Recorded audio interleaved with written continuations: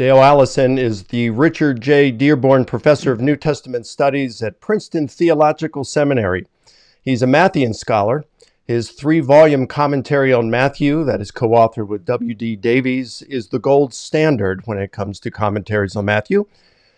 Professor Allison has also written a commentary on James. He's written several books on the historical Jesus. He wrote a nice little book that I'm pretty fond of. Its title is Night Comes, Death, Imagination, and the Last Things. You can just really see his authenticity come through with that. And I can remember finishing up that book. My wife and I, we go to bed kind of early and we just read. Each of us just reads our own things. And I was finishing up your book that night, and just the last page of that, I just said, Deb, you got to hear this. This is exactly how I feel. And it was just pretty cool, just like that book. His 2000 book, Resurrecting Jesus, is something that really inspired to me. I was reading this as part of my doctoral research, and I can remember just being really excited to read it. A pretty challenging book, one of the best books written on the resurrection, in my opinion. He's got a new book coming out, Resurrecting Jesus. It's called Arguing Resurrection, Apologetics, Criticism, History. It's right at around 286,000 words, excluding the bibliography and indices. It's a pretty large book. My book, a large book on the resurrection, is about the same size with the bibliography and indices. So his is a little bit longer. Darn it, Dale, why did you have to do it like that? Before we launch into our interview, I want to offer some additional comments about Professor Allison.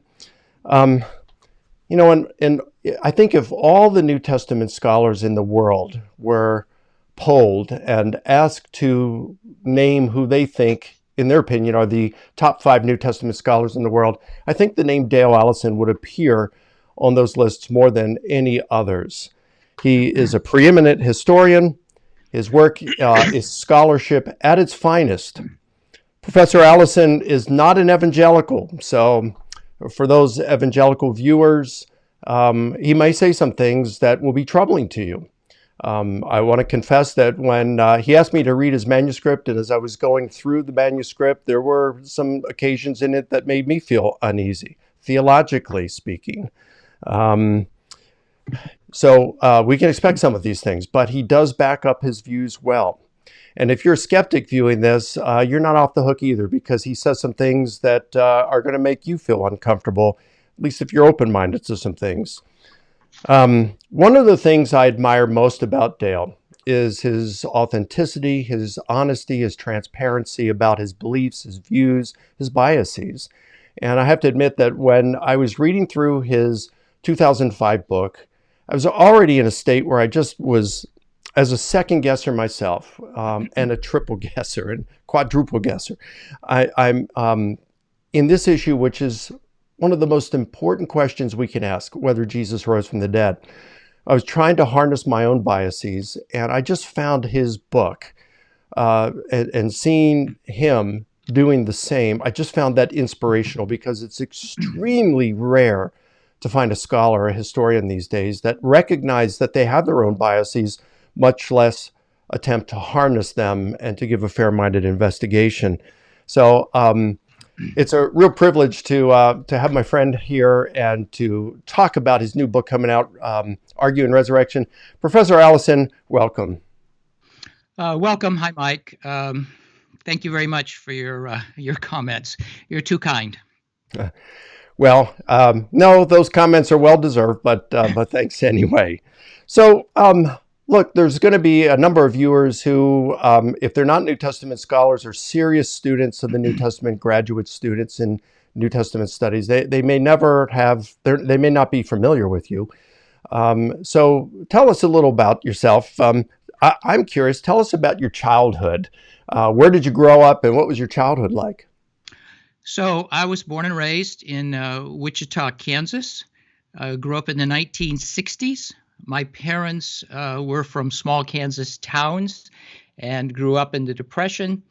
They were not academics, and they never pushed me in an academic direction. In fact, they never pushed me in any direction at all. They expected me to go to college, but they never suggested any vocation. And actually, growing up, I never gave any thought to any vocation whatsoever. I certainly never thought I'd be a teacher when I grew up.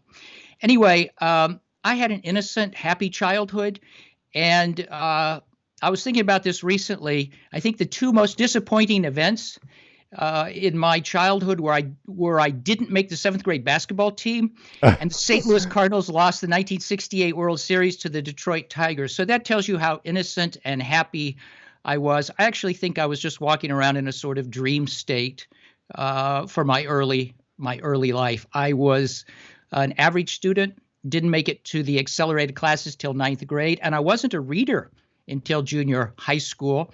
My wife tells me that she carried around books from the time she could carry them around. She was always reading, just as she is always reading now. I didn't spend my first 10 years reading books at all. And I remember in junior high school, I first fell in love with books when I read Lord of the Rings and then a biography of Alexander the Great. And those two books sucked me in, and I wanted to read more books. And that's when the book thing started. Well, that's interesting. You say you weren't a great student. I was a gifted student in school. When they gave me a C, it was a gift. Hey, I'm curious. You mentioned about the Cardinals. Man, I was a big baseball fan growing up. I grew up in Baltimore, so man, we had a fantastic Baltimore Orioles team in the '60s and the '70s. So, did you like baseball? I loved baseball, and for a couple of years, I listened to every single St. Louis Cardinal game. I had an old transistor radio, and Harry Carey and Jack Buck were the old announcers back then, and I listened to every single game. Oh, that's awesome. I tease some folks. I'll say that football's a great sport too for entertainment between baseball seasons, and and then soccer is a great sport for children in third world countries where they don't have baseball. So, all right. So, when did you become interested in religious matters? Well, I grew up in a liberal Presbyterian church, and it was a liberal Presbyterian church. I remember Sunday school sometime in the 1960s making little mud huts, villages of Vietnam. So it was all social gospel, pretty much. My dad was a deacon. My mom sang in the choir, but religion wasn't the center of their lives. But I do think I always had the religious bug or gene or whatever you want to call it. I do have a distinct memory of when I was 10 years old, talking to myself one night before going to bed and saying, Allison, when you grow up, you're going to want to know about your religious life as a youngster. And so take a mental note, write this down. This is how you are praying this evening right now when you're 10 years old. And so I know exactly what I was doing when I was 10 years old. But the major event in my life took place when I was 16 years old. And I was in my parents' backyard one summer evening under the Kansas night sky. And something remarkable happened.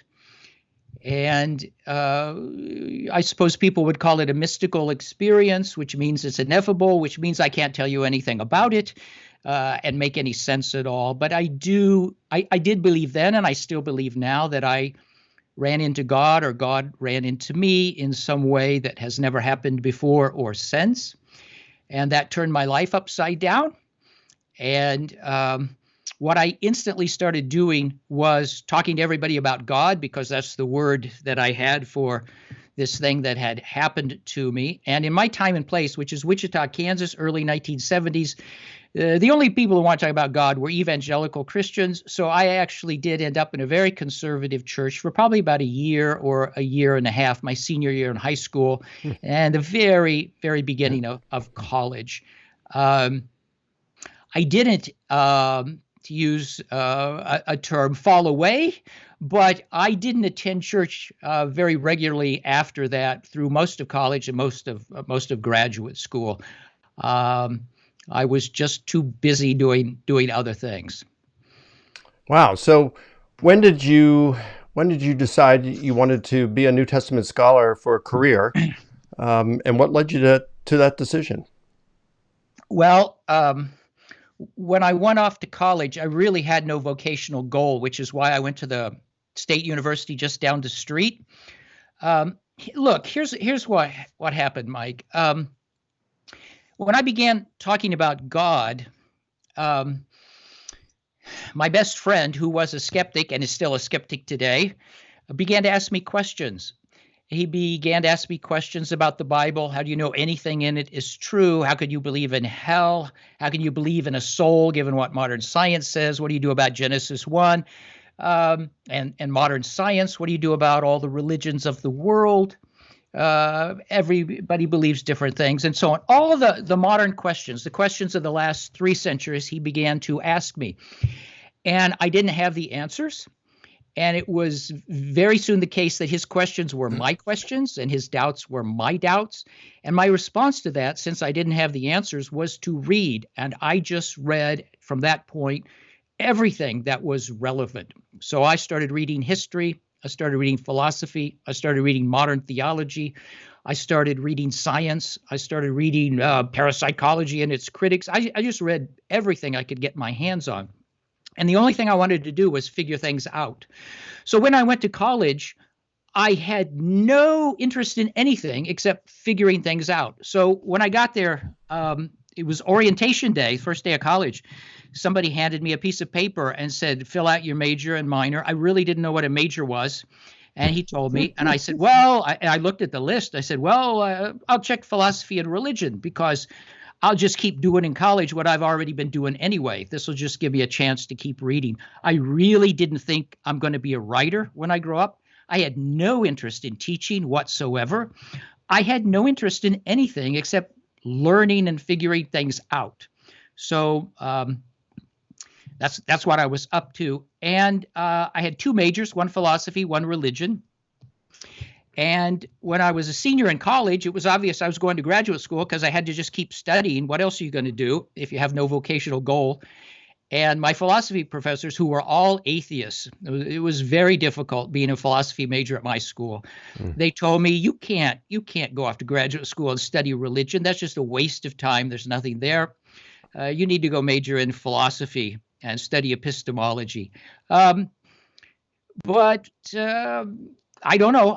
I disobeyed them, and I decided to do religion at that point. So it was a decision I made as a senior in college, and it was a decision because I didn't know before I made it what I was going to do, whether I was going off to study philosophy for an MA and PhD or religious studies. Wow, that's interesting. I never thought I'd be doing what I'm doing now. In fact, I had no desire to teach in a university. I was a music major in undergrad. I played saxophone, and I decided I wanted to do some sort of music ministry. But I was just growing in my passion of reading the Bible, and I wanted to understand it. And pretty soon I recognized I needed to learn Greek. And I know that you can understand scripture without knowing the original languages, but I was just so pulled in when I heard speakers talk about, well, the Greek says this, and it pulls out this extra meaning. And I thought, man, I got to learn it. So that got me into graduate school. I had to take some courses, get in on probation for a master's degree in New Testament studies. But I took as much Greek as I could. I just loved it. And at that point, I just knew I wanted to be involved in some kind of an occupation where I could teach the New Testament. And yeah, that's pretty cool. So what schools did you go to? Well, I applied to several graduate schools, but I only wanted to go to either Yale or Duke. And I actually didn't care about Yale or Duke. By that, I mean, all I wanted to do was either study under Niels Dahl, who happened to be at Yale, and W.D. Davies, who happened to be at Duke. Today we have graduate students and they interview at different places and they visit the campus. They want to see the dorm rooms. They want to know about the environment, all this stuff. I didn't care about anything. I just wanted to study under one of these two people. And that was it. I didn't care where they were, what the school was, who the other professors were, or anything else at all. And Yale made my decision for me because Yale did not accept me and Duke did. That was So a I big went to mistake. Yale, and I went to Duke, and that's how I ended up studying with W.D. Davies. But it was just people, and I just knew them from books and articles I had read, and I thought those are the two guys I want to work with. That's it. I never thought in terms of a school. Never. I didn't know anything about Duke or Yale. I didn't care. So, what was W.D. Davies like? What was it like studying with him? What kind of person was he? He was the stereotypical absent-minded professor. It was very short. He was a Welshman, very intense, and very hard to get to know. I was scared of him. I remember the very first seminar when I showed up for graduate school was on Matthew. And we had an old synopsis of the Gospels that at the beginning had the patristic testimonies to the Gospels, right? But all untranslated. The very first day of class, he said, open up and start reading. So he would just pick somebody, say, start reading Eusebius there, right? And of course, we're all just looking at the floor, hoping he doesn't notice who we are. But he expected us to sight read Greek from the beginning. So we were scared of him. Eventually, he became a good friend, a friend of my family, and so on. But he was a very kind person once you got him out of the classroom. But he was an intimidating presence, you know. He was also this sort of old-fashioned professor that expected students to take care of him. I literally polished his brass. That is, was invited over to his house to polish his brass pieces, and he had me drive his wife around and things like that. So old-fashioned academic aristocracy. Wow, that's pretty interesting. And it's interesting to see how these profs who are educated in overseas, just the different kind of customs. I know my friend William Lane Craig has told me that he had Wolfhard Pannenberg. He was his doctoral supervisor, and when Pannenberg walked into a room, all the students were expected to stand. Like a judge at a trial, huh? Yeah. Okay. Well, I don't make my students do that. What would you say is what was perhaps your greatest challenge during your either grad or doctoral work? So it wasn't ideological. My greatest struggles were actually in college, where all my philosophy professors were atheists, and from my point of view, they were always attacking things that I believed or wanted to believe. So that was the big crucible. Once I got to graduate school, to the master's and PhD level, I'd already been through the ideological wars. So that wasn't the problem at all. The problem in graduate school was languages. So I needed to know Greek, like you, but I also needed to know Hebrew, but I needed to know Aramaic, and I needed to know Coptic and Syriac, and some Latin and French and German, and I don't know, 8 to 10 languages. And I'm not gifted at languages. I'm not that good at them. So graduate school was hard, but by far the most difficult thing was the languages. And I remember being terrified, truly terrified of language exams. I remember, for example, a final in Rabbinic Hebrew. You walk into the professor's office and he just pulled a Talmud down, some random volume from the Talmud, Babylonian Talmud, and handed it to me and said, start reading. I mean, that's the final sight reading. So I usually went to sleep at 10:30 every night, but on nights before language exams, I was up late cramming because I hated it. I actually remember at one point thinking how hard this was. And I came, this sounds silly, but I came to some resolution. I have to think like a Roman Catholic rather than a Protestant when it comes to graduate school. This is not hell. it's purgatory, which means I'm going to get out at some point. And that's how I coped with this. I know I'm not here forever. If I were here forever, this would be hell with this language stuff, because I really had to work. I still do. And I've lost some of those languages also, I'm embarrassed to say. I'm just not a whiz at languages. Yeah, I understand what you're saying there. I studied German, had about a year's worth of German in order before I got into the PhD program. But I like German. It was fun studying it. I like the way it sounds, and it was fun going to Germany and conversing with Germans over there in German. But I realized that it's not just learning the language. It takes a lot of effort to maintain knowledge, working knowledge of that language. And so I haven't done that with German. I don't think it's a good use of my time. There's just too much to do. We're working mainly with Greek in the New Testament, and I could probably spend that time a lot better, more efficiently if I'm just polishing my understanding of Greek. But boy, sight reading Hebrew, that's just, wow. Because a lot of the schools, they require, like, if you know French and German, you just got to take one semester of reading theological German or reading theological French. But wow, if you're having to sight read the Talmud, that's pretty impressive. Terrifying. I can see why you would think that was purgatory. And So, I didn't do that well either. I mean, I had reasons to be terrified. I missed things. I mean, it didn't just flow out of me. what led to you? You've written several books on the historical Jesus. What led to your interest in the historical Jesus? Well, I suppose if I were to be honest, I could come up with 100 things, but I do have a couple of very distinct memories. So the first memory has to do with C.H. Dodd, and I'm pretty sure I was 19 years old at the time, and I was in a hotel in Iowa. I was there for a friend's wedding, and I remember sitting one afternoon on the bed in the hotel room reading C.H. Dodd's Historical Tradition in the Fourth Gospel. And I didn't want to go to rehearsal dinner.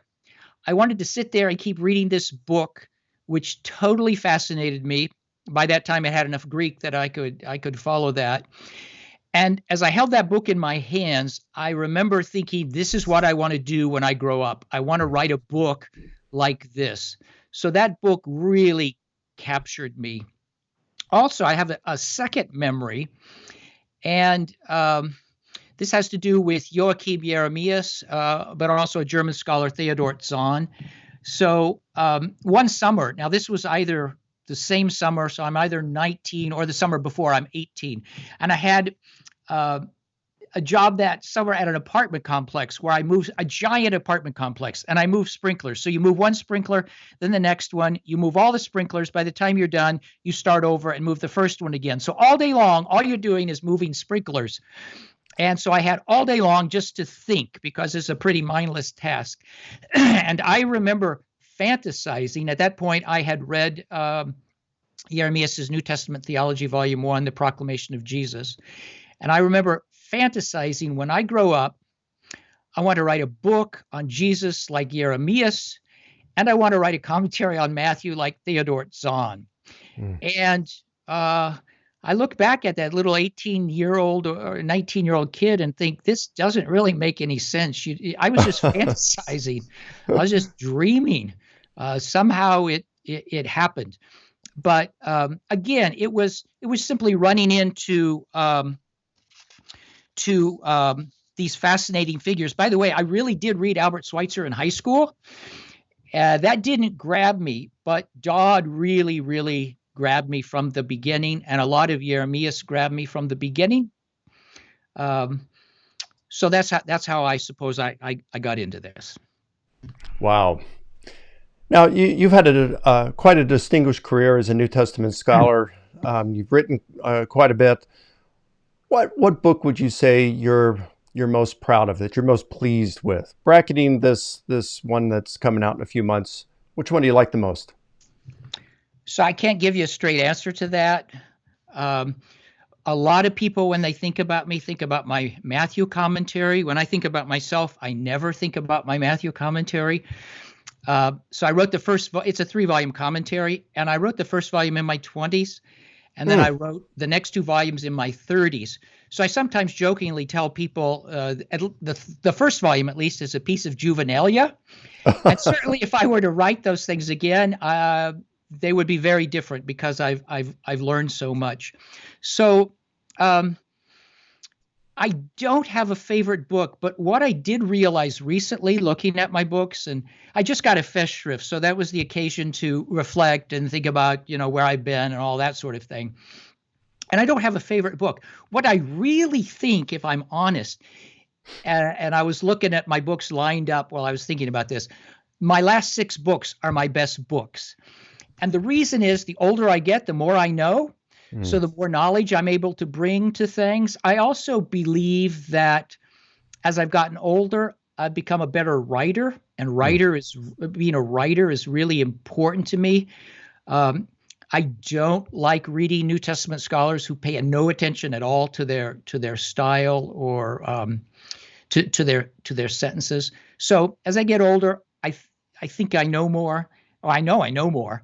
So I also think, I hope I'm not deceiving myself, that I'm a better writer. By the way, I should add that I'm much more comfortable with writing books than podcasts. And part of the reason is that if I'm writing a book, I actually have a year or 2 years or 3 years to worry about every sentence in the book. And I'm constantly rewriting everything to get things just right. If I'm on a podcast, I'm just speaking off the top of my head, so I know I'm getting everything wrong. If I could go back and do it again, I would change everything. The forthcoming book on the resurrection, I've already had occasion to see 3 sentences that I would rewrite if I could now, but it's already in the production process. It's out of the editorial stage. But even working on sentences for 2 years or more, I sometimes don't get them exactly right. So anyway, that's the answer. I don't have a favorite book, but I don't think of myself as a Matthean scholar. That's just not there. I guess one other thing comes to mind. So if you were to ask me who I really am, I don't think it would be my academic books. If you want to know what I think about the most, or what I think are the most important things, they would be the things in Night Comes and in a book called Luminous Dusk, which is a book on spirituality in the modern world.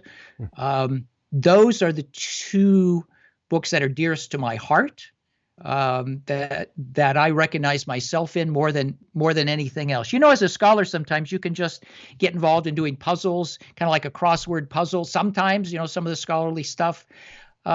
But in those 2 books, everything is who I am. Well, that's pretty interesting.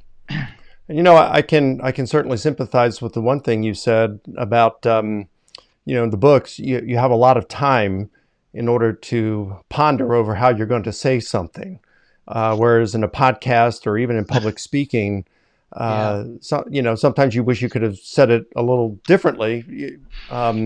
Because it might not even be exactly how you feel about something, but you're just speaking off the cuff.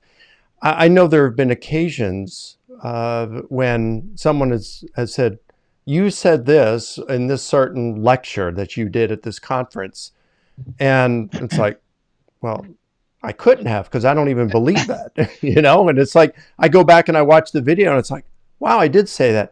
How could I have said something that at a moment, I mean, you think that when you're speaking, it is reflecting your thoughts at that moment. But sometimes we say something and it's not even what we're thinking. And I don't understand how that works. That's one of the reasons you and I are different. So I don't do podcasts and I don't do debates. I stay away from debates.